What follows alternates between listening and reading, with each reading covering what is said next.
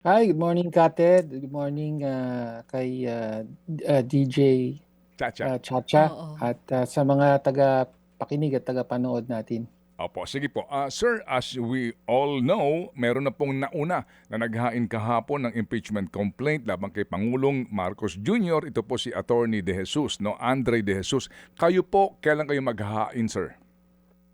Well, sometime soon, within this week, kasi alam naman natin may mga strictong rules kaugnay sa kailangan isang proceeding lamang, impeachment proceeding within 1 year. So, kailangan mag-file tayo bago magsimula ang session.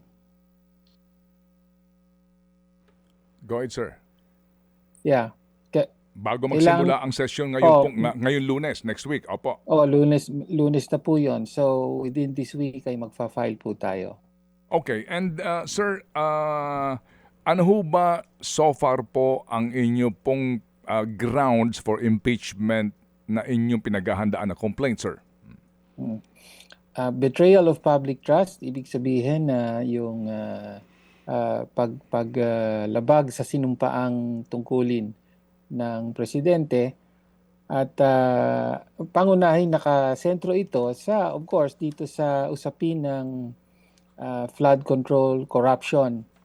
No? So ang sasabihin natin or sinasabi natin dito ay um, nangyari ang walang kapantay na sistematikong pandarambong ng public funds through DPWH sa ilalim ng administrasyon ni Pangulong Marcos Jr.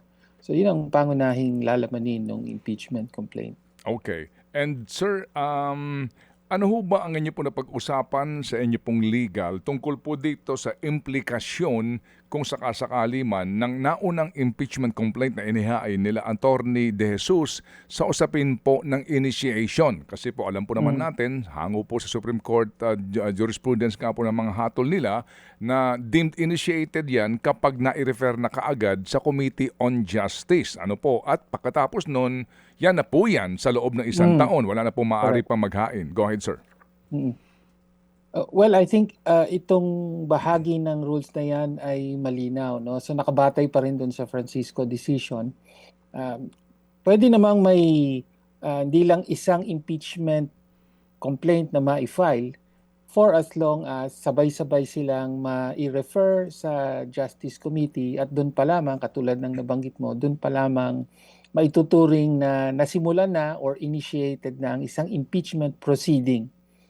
No? So, sa atin, basta kahit pa meron ng naunang ma-file, kahit may mag-file na iba, bukod pa sa amin, ay for as long as hindi pa na ilalagay sa calendar of business ng House Plenary at Mm-mm. hindi pa ito na-actionan, meaning yung referral to the Justice Committee, Mm-mm. ay wala pang impeachment proceeding na nasisimulan. Opo. No, so yun ang target natin, basta ma-refer ng sabay-sabay ang mga impeachment complaint ay uh, pasok po ito sa rules, sa existing rules Opo. at jurisprudence at maaaring mag-proceed ang isang impeachment proceeding Mm-mm.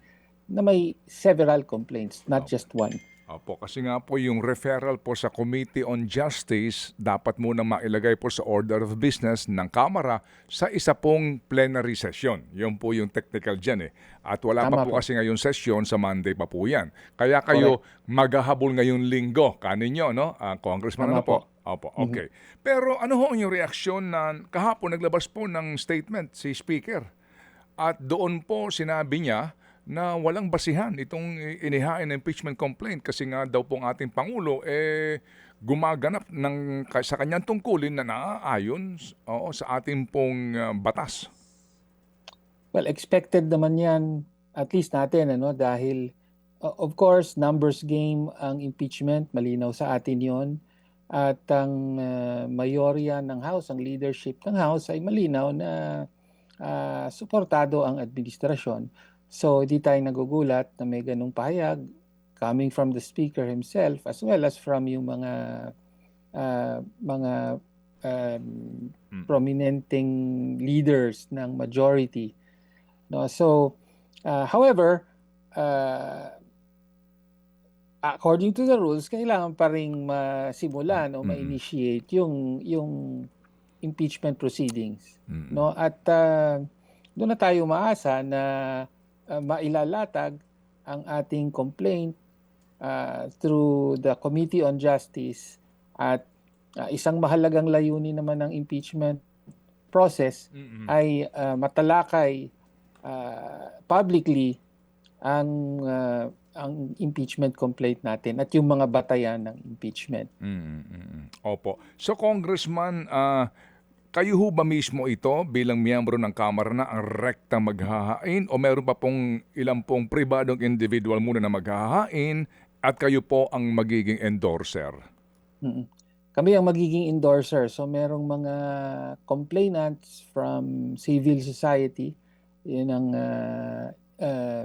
magiging proseso niyan. Okay. Opo. Sige po, aabangan po namin yan. May pahabol na pong tanong si Chacha sa isa pa hong impeachment complaint naman. Go, Cha, please. Yes po. Congressman, ngayong papalapit na po on February 6, 1 year na po yung anniversary ng pagbabawal doon sa refiling ng impeachment complaint laban kay VP Sara Duterte. Feb 7 onwards po pwede na ulit dahil nga po doon sa Supreme Court ruling. May plano po ba ang inyong grupo na maghain ng bagong impeachment laban po sa Vice Presidente? Una muna, gusto nating at plano natin na magpetisyon sa Supreme Court para kagyat na resolbahin na ang pending motion for reconsideration. No? So, kung sakaling ma-resolve favorably or in favor of the motion for reconsideration, ay dapat yan magtuloy-tuloy na yung impeachment trial sa Senado mismo.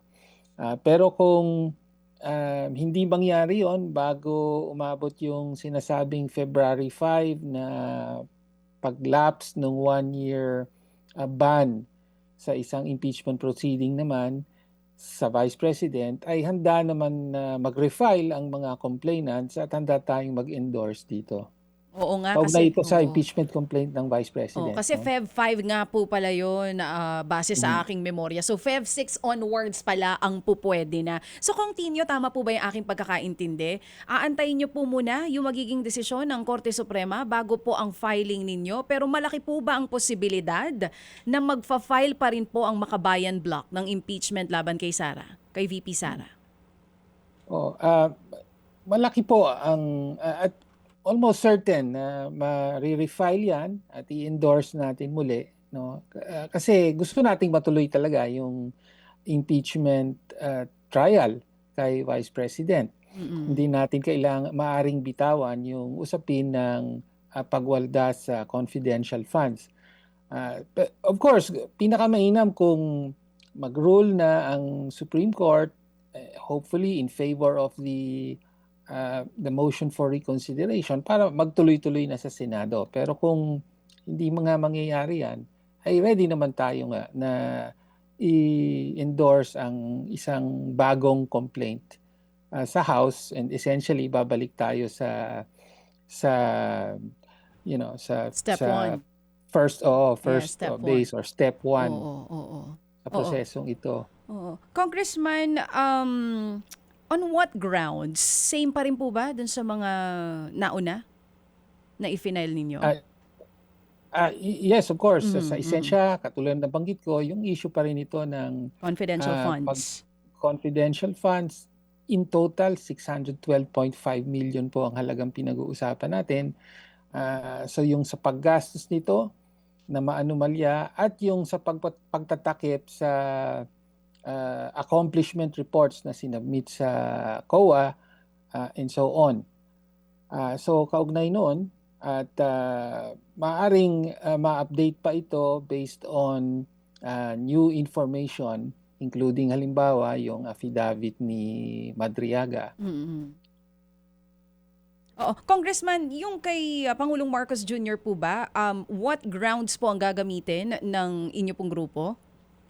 So betrayal of public trust na kaugnay sa um, uh, sistematiko at centralized na pandarambong sa pondo ng taong bayan through DPWH, no, dito sa flood control issue.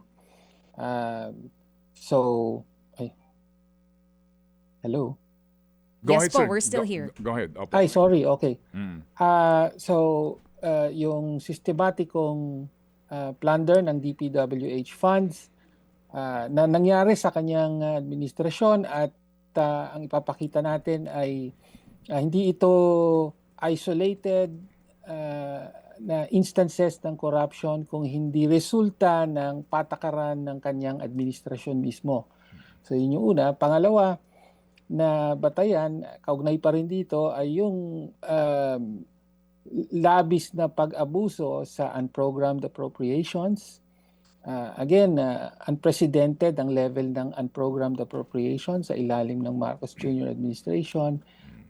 Malaking bahagi nito ay ginamit sa sa flood control projects na nasisiwalat ngayon ng mga ghost at substandard at involved sa mga kickbacks.